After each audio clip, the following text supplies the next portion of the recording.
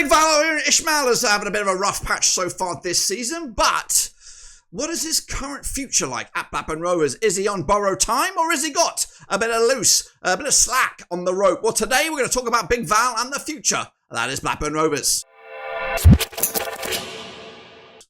That's right, folks, back once again with another video today. We're looking forward to the next round of games with Big Valérien Ismaël. What kind of time has he got in the dugout? Do you think we're in safe hands, or are you a little bit concerned after the recent run of events? Well, we'll take a look at that and more in a second. If you're new, where you've been, smash your subscribe. You want to subscribe for Blackburn Rovers, Championship Football, whoa, football. We're going to all hear under one Ruski. That's right, of course, Big Val, big fan of Big Val right here. But what about the rest of the Rovers mafioso? What do they think? Are we in good hands? Do we have to panic a little bit? Of course. And what is the grand master plan for this season? Well, I sat down with the lads to talk about that, and we'll get into it in a minute. Big shout out to the members and the patrons. You know who you are. And a big shout out to, of course, Ewood Eddie to talk about away day travel. Here he is to give you a bit of a deal if you're interested. Thanks, Dirk. Ewood Eddie here with some news on our brand new scheme we're looking to implement in the 2025-2026 campaign. What is it? Well, it's affordable away day travel. That's right, us at Blackburn Rovers hope to implement this brand new scheme for each and every one of the away days taking place in the upcoming campaign. Right now, we're just in the planning stages, and we want to know if you are interested in away day travel for the upcoming season. Now, what I need you to do now is, of course, go to this link on the screen right about now. It's a QR code, or maybe drop down in the old description to follow the URL and fill out your name and, of course, maybe some contact information that we can reach out to you when we are 100% committed. Just a reminder that this is just the planning stage of this service. Nothing is 100% as of yet, but the more numbers and the names that we get down in the next few weeks, then of course, then we'll have the ability to make this happen for you guys. Again, looking at what's available at the moment, this does look like an affordable option if we can get the support from you guys. And again, it's just a fantastic way for you to support the channel in another way. Back to you, Dirk, in the studio. Thanks again, Eddie. But now let's bring in the boys and talk about Big Val and the future. Are we in safe hands? 4 games in, you know, Big Val. I still love my Big Val. I'm no different. But what about you guys? What's your opinion on Big Val at the moment, John T? I'm glad you came to me first, so I'll go for a piece straight after this. Listen, it's 4 games in. I think we've played well in 3 of them, and we've had a really poor 4th game, albeit one really poor half. So, I think I'm all right with him. I'm still, I have faith in the guy. I'd like to see more of a plan B from him. His substitutions seem a little bit too personnel for personnel, same kind of tactics, just wanting the best. But no, I do like the guy. He did well, especially in the last 4 or 5 games of the end of last season. Seems to have started well, just hasn't got the results. But yeah, he needs to start turning some of the performances into results, and I will be a happy chappy. Yeah, Jacob, what's your take on le bonjour Big Val Ismaël?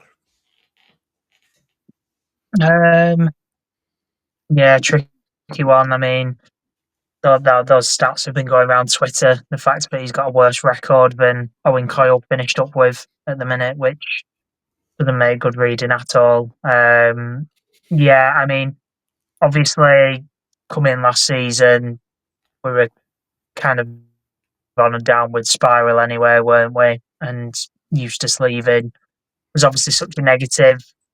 6 losses on the bounce or whatever it was were obviously horrendous.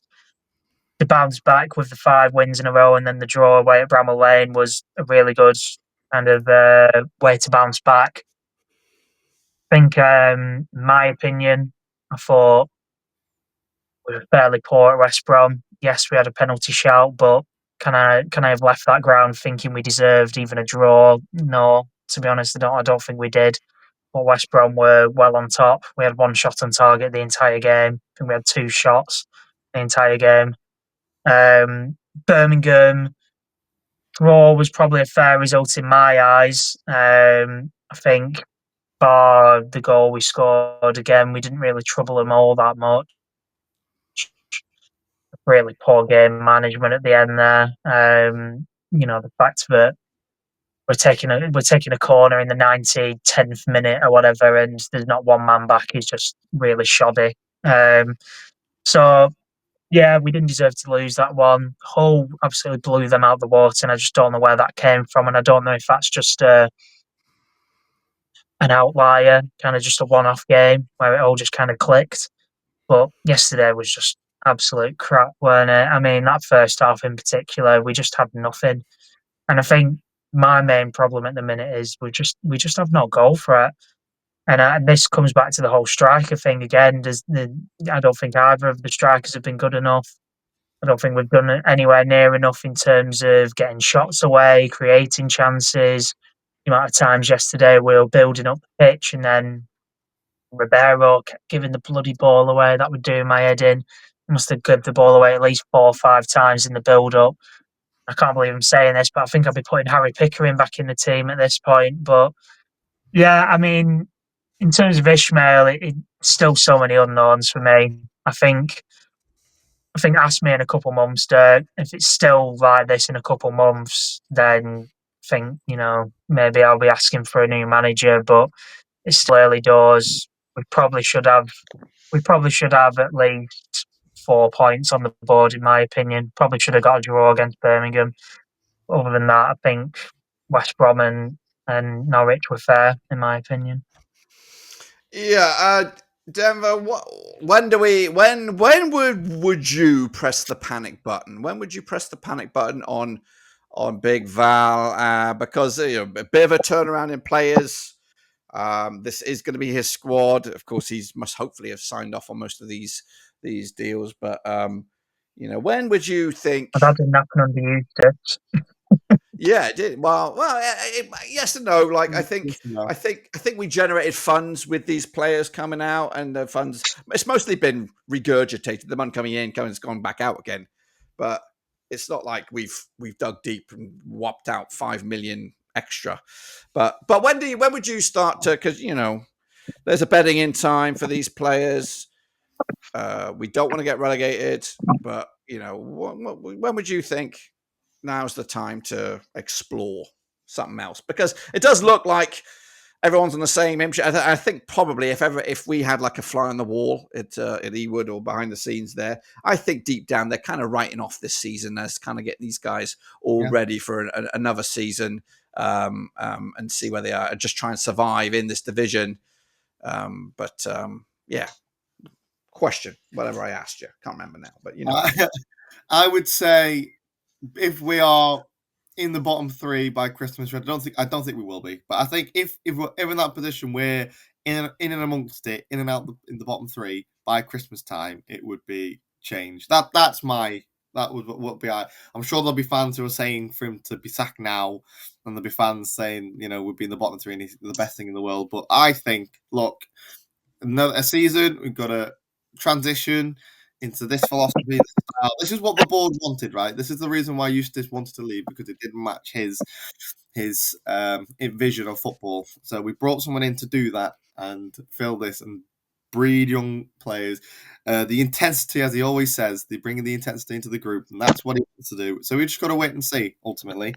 If we're mid-table this season, that's his excuse. He's got that one excuse, and then he's got to kick on next season, depending on who we get and what we sign and how players are performing. But yeah, the total disaster. If we're in the bottom three by Christmas, I think that's when you would sack him. But I can't. Other than that, I can't see why I would sack him, because we've put all this investment into this style, and to get rid of him would be silly. And the only way you do that is if there's someone who had a similar philosophy come in and was able to to pick up the pieces, because that's what we're trying to. That's what we did do until Eustace come in.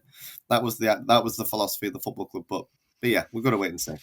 I think because it feels like it's they backed him with the 3-year deal. They kind of like saying this is your baby now, and I feel there's not much pressure on his shoulders to succeed. I think we all would love him to succeed, and everyone, has that hope from last season rolling into this season that maybe we could kick on from 7th. But I honestly think there's not too much pressure on his shoulders to demand that top 12 finish, and maybe he will be more judged by those up in the the higher echelons of the Rovers board and whatnot, by more long-term plan. Again, I think even if we finished what's it, 21st or 22nd with on goal difference, I still think, he's gonna. I like Big Val. I'm not saying, I don't want to put in a bad light, but even if he does finish that point, everyone else around the world or their club would say, he should still go, sack him. But I just think he's kind of like, I think he is I don't think they're going to sack him. I don't think they'll ever sack him unless, it gets super toxic. I think it's going to take a lot to remove him from his 3-year contract. Yeah, I think my biggest disappointment so far this season was his post-match statement yesterday, where I much prefer a manager to come out and say, "Listen, the first half was completely unacceptable. We tried a little bit more in the second half," but he didn't. He said, he talks about his pride for the players in the second half and things like that. I much prefer a manager just to say it as it is. We can't reach the dizzy heights of what we did against Hull and then, do such a poor performance first half, especially. We need to learn how to break different teams down, and we just seemed a bit one-dimensional. That Norwich posed a completely different threat, and we were just completely unprepared for that. So Jacob made, a really good point. Is that we've talked about it so many times now, including the end of last season. We just don't have, for whatever reason, we're just not sometimes just hitting that ball. We're not just going for it. I quite liked. Jacob picked out that we didn't leave one man back against Birmingham. I don't mind that. It's 1-1. We're at home. It's ours, to be won. We didn't sit back on the back foot and just let Birmingham come at us, which I think we've seen under the last 3 or 4 managers, where we would have just seen the game out. But on a different day, we could have taken the winner and Ismail's the best thing since sliced bread, sort of thing. So our intent is right. It's just the final product, the finishing bit, sort of thing. Do we put that down to the strikers? I don't know. I'd love to know what they do at Brockall day in, day out, because we're starting to all sound like broken records. Is that we get into the final third and then we're a little bit forgetful of what we're supposed to be doing, unless we, they seem to every single time we're just looking for the perfect goal, lots of quick little slick passes and little flicks, and then we just see the final goal, and sometimes you just got to hit the bastard thing and hope it comes off somebody's backside and things like that. That's what I'd like to see more of, but yeah, I agree with everything really, Denver. I think if we are in the bottom 3 at Christmas, I think that's worrying signs. Would I be pressing the panic button? I'd be getting pretty close to it. Yeah, getting pretty close to it. But it's not toxic. Nobody's, even the rumours on the concourses it's not even a conversation as far as I'm concerned at this moment in time. So we need a bit of stability. I think there's a good manager there, sort of thing. And I just hope that he has, quite a big influence on who we can sign. It's not just all being dictated from Rudy and co. I hope he does have a big say in it. Something we'll never quite know.